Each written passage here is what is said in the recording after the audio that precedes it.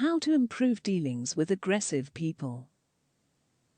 However, it is interesting to anticipate how the cabin crew members react and behave when someone criticizes them, shouts at them, blames them for something they possibly have done, or even not done, mistakenly or justifiably, interrupt them, keep them waiting or exploit them. Then, they become aggressive and/or enraged. Normally, in the above-mentioned conditions, people react in two general ways, such as either they go defensive, becoming submissive, in which case, they do not rise to the occasion to represent their justified views and points, buckle under pressure and accede to the passenger's version.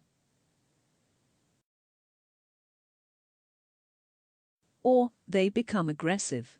In that case, they attack back, putting forward their points soberly, even by stepping on and overpowering others' rights in a crude fashion. At that time, they strongly and honestly believe that only their points are correct and justified. However, instead of persons acting in any of the previously mentioned manners, such as inferior, submissive, or superior, aggressive, a third, and much acceptable and appreciable alternative, assertive, is accessible. In these cases, the views of the other person are not fully ignored, but are simply eluded with tact, because the version of the other person requires due alteration for achieving a better and desirable outcome or solution. The advantages of being assertive. Achieving a close working relationship. This characteristic enables people to work pleasantly and happily with another, rather than against another. Achieving greater confidence in oneself.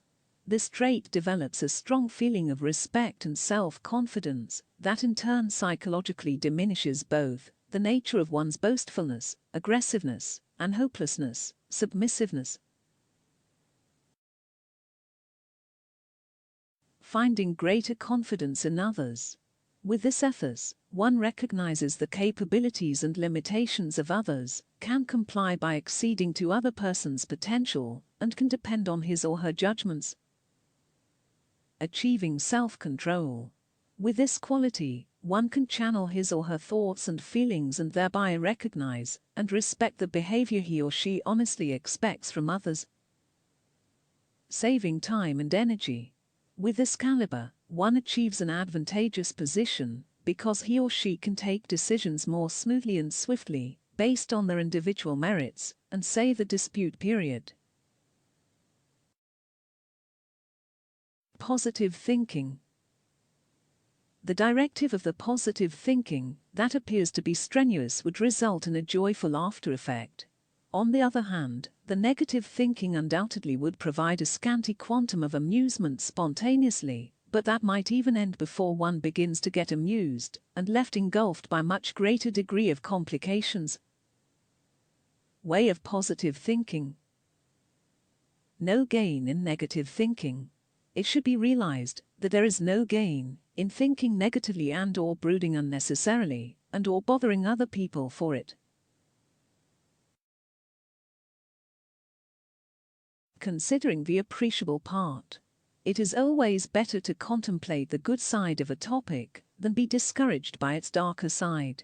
One could benefit much more if he or she concentrates on the flavor and color of a rose, the excellence of the object, than considering and paying heed to the insects in it, the inferior part it possesses.